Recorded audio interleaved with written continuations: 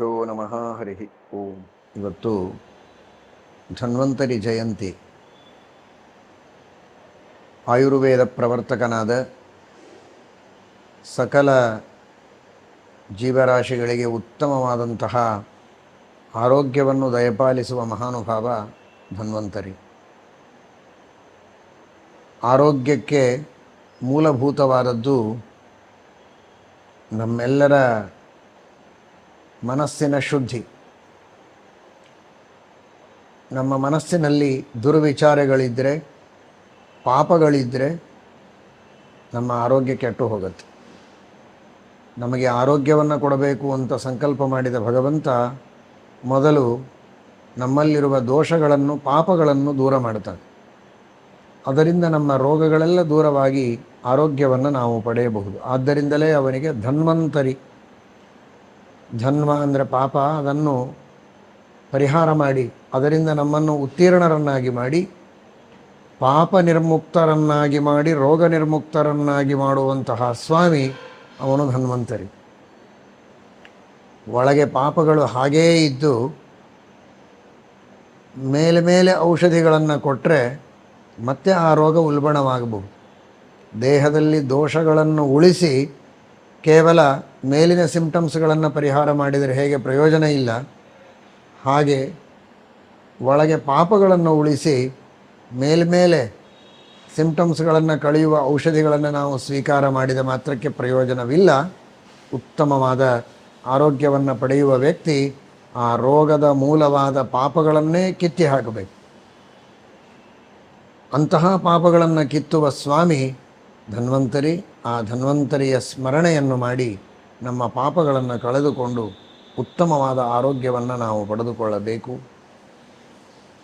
ಭಗವಂತ ಕೇವಲ ರೋಗಗಳನ್ನು ಪರಿಹಾರ ಮಾಡುತ್ತಾನೆ ಎಂದರೆ ಭೌತಿಕವಾದ ರೋಗಗಳನ್ನು ಮಾತ್ರ ಪರಿಹಾರ ಮಾಡುವವನಲ್ಲ, ಆಧ್ಯಾತ್ಮಿಕವಾಗಿಯೂ ನಮಗೆ ಎಲ್ಲ ವಿಧವಾದ ರೋಗಗಳನ್ನು ಕಳೆದು ಆರೋಗ್ಯವನ್ನು ಕೊಡ್ತಾನೆ. ಮುಖ್ಯವಾಗಿ ಸಂಸಾರವೆಂಬ ರೋಗವನ್ನೇ ಪರಿಹಾರ ಮಾಡಿ ಆ ಭಗವಂತ ಮೋಕ್ಷವೆಂಬ ಆರೋಗ್ಯವನ್ನು ಕೊಡ್ತಾನೆ. ಅದಕ್ಕಾಗೇ ಆ ಧನ್ವಂತರಿ ಒಂದು ಕೈಯಲ್ಲಿ ಜ್ಞಾನಮುದ್ರ, ಒಂದು ಕೈಯಲ್ಲಿ ಅಮೃತ. ನೀವು ಜ್ಞಾನವನ್ನು ಪಡೆದರೆ ಮೋಕ್ಷವನ್ನು, ಅಮೃತತ್ವವನ್ನು ಕೊಡ್ತೇನೆ ಅಂತ ಸೂಚನೆ ಮಾಡ್ತಾನೆ. ಆ ಜ್ಞಾನವನ್ನು ಕೊಡುವುದಕ್ಕೂ ನಾನು ಸಿದ್ಧ. ಜ್ಞಾನಮುದ್ರೆಯ ಮೂಲಕ ನಿಮಗೆ ಅನುಗ್ರಹವನ್ನು ಮಾಡಿ, ನಿಮ್ಮ ಮನಸ್ಸಿನಲ್ಲಿ ಇದ್ದು ಪ್ರೇರಣೆಯನ್ನು ಮಾಡಿ ಗುರುಗಳ ದ್ವಾರ ಜ್ಞಾನವನ್ನೂ ಕೊಡಿಸ್ತೇನೆ. ಜೊತೆಗೆ ಈ ಜ್ಞಾನವನ್ನು ಪಡೆದುಕೊಂಡರೆ ಉತ್ತಮವಾದ ಮೋಕ್ಷವನ್ನು ಕೊಡ್ತೇನೆ. ಅದು ಯಾರ ಕೈಯಲ್ಲಿಯೋ ಇದೆ, ಇನ್ಯಾರಿಗೋ ನಾನು ಬೇಡಿ ಅವರಿಂದ ಕೊಡಿಸಬೇಕು ಅಂತಲ್ಲ. ಮೋಕ್ಷವೂ ನನ್ನ ಕೈಯಲ್ಲಿಯೇ ಇದೆ, ಜ್ಞಾನವೂ ನನ್ನ ಕೈಯಲ್ಲಿದೆ. ಜ್ಞಾನದಿಂದ ನಿಮಗೆ ಮೋಕ್ಷವನ್ನು ಕೊಡ್ತೇನೆ ಅಂತನ್ನುವ ಸಂದೇಶವನ್ನು ಧನ್ವಂತರಿ ನಮಗೆಲ್ಲ ನೀಡಿದ್ದಾನೆ. ಅಂತಹ ಧನ್ವಂತರಿಯ ಒಂದು ವಿಶೇಷವಾದ ಅನುಗ್ರಹ ನಮಗಾಗಬೇಕು.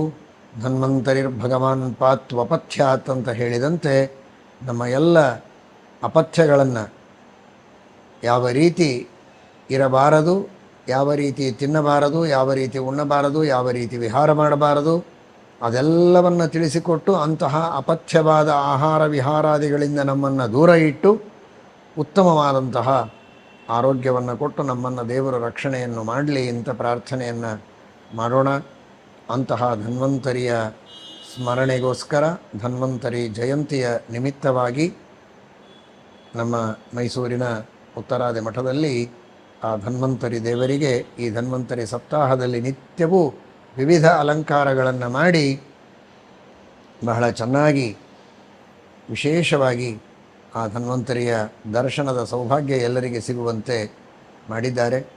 ನಮ್ಮ ಪಂಡಿತ ಅನಿರುದ್ಧಾಚಾರ್ಯರು ಅಲ್ಲಿಯ ಎಲ್ಲ ವ್ಯವಸ್ಥೆಗಳನ್ನು ಚೆನ್ನಾಗಿ ಮಾಡಿ ನಿತ್ಯದಲ್ಲಿಯೂ ಆ ಧನ್ವಂತರಿಯ ಅಲಂಕಾರ, ನಾನಾ ವಿಧವಾದಂತಹ ಸಾಂಸ್ಕೃತಿಕ ಕಾರ್ಯಕ್ರಮಗಳು, ಪ್ರವಚನಗಳು, ಇವುಗಳ ಮೂಲಕ ಈ ಉತ್ಸವವನ್ನು ಆಚರಣೆ ಮಾಡಿದ್ದು ಇದು ಅತ್ಯಂತ ಔಚಿತ್ಯಪೂರ್ಣವಾದದ್ದು. ಎಲ್ಲರಿಗೂ ಬೇಕಾದಂತಹ ಆರೋಗ್ಯವನ್ನು ಕೊಡುವ ಧನ್ವಂತರಿಯ ಸೇವೆಯನ್ನು, ಅಲಂಕಾರವನ್ನು ಎಷ್ಟು ಮಾಡಿದರೂ ಕಡಿಮೆ. ನಮ್ಮೆಲ್ಲರ ದೇಹಕ್ಕೆ ನಿಜವಾದ ಅಲಂಕಾರ ಅಂದರೆ ಅದು ಆರೋಗ್ಯ. ಆರೋಗ್ಯ ಒಳಗಿಲ್ಲದೆ ಹೊರಗೆ ಏನು ಅಲಂಕಾರ ಮಾಡಿಕೊಂಡರೂ ಪ್ರಯೋಜನವಿಲ್ಲ. ಅಂತಹ ಆರೋಗ್ಯವೆಂಬ ಶ್ರೇಷ್ಠ ಆಭರಣದಿಂದ ಪುಷ್ಪದಿಂದ ನಮ್ಮೆಲ್ಲರನ್ನ ಅಲಂಕಾರ ಮಾಡಿದ ಆ ಭಗವಂತನಿಗೆ ನಾವು ಕೃತಜ್ಞತಾ ರೂಪದಲ್ಲಿ ಈ ಎಲ್ಲ ಅಲಂಕಾರಗಳ ಸಮರ್ಪಣೆಯನ್ನು, ಎಲ್ಲ ತರಹದ ಸೇವೆಯ ಸಮರ್ಪಣೆಯನ್ನು ಮಾಡೋಣ. ಅಲ್ಲಿ ಸೇವೆಯನ್ನು ಮಾಡಿಸಿದ ಎಲ್ಲ ಸದ್ಭಕ್ತರಿಗೂ, ಪಂಡಿತ ಅನಿರುದ್ಧಾಚಾರ್ಯರಿಗೂ ಹಾಗೂ ಎಲ್ಲ ಅಲ್ಲಿಯ ವ್ಯವಸ್ಥಾಪಕರಿಗೂ ಕೂಡ ದೇವರು ವಿಶೇಷವಾಗಿ ಜ್ಞಾನಭಕ್ತಿ ವೈರಾಗ್ಯಗಳನ್ನು, ಆಯುರಾರೋಗ್ಯಾದಿಗಳನ್ನು ನೀಡಿ ಇನ್ನೂ ಹೆಚ್ಚಿನ ಸಾಧನೆಯನ್ನು ಮಾಡುವ, ಮೋಕ್ಷ ಸಾಧನೆಯನ್ನು ಮಾಡುವಂತಹ ಪ್ರವೃತ್ತಿಯನ್ನು ದಯಪಾಲಿಸಲಿ ಎಂಬುದಾಗಿ ಪ್ರಾರ್ಥನೆಯನ್ನು ಮಾಡುತ್ತೇವೆ. ಶ್ರೀಕೃಷ್ಣಾರ್ಪಣಮಸ್ತು.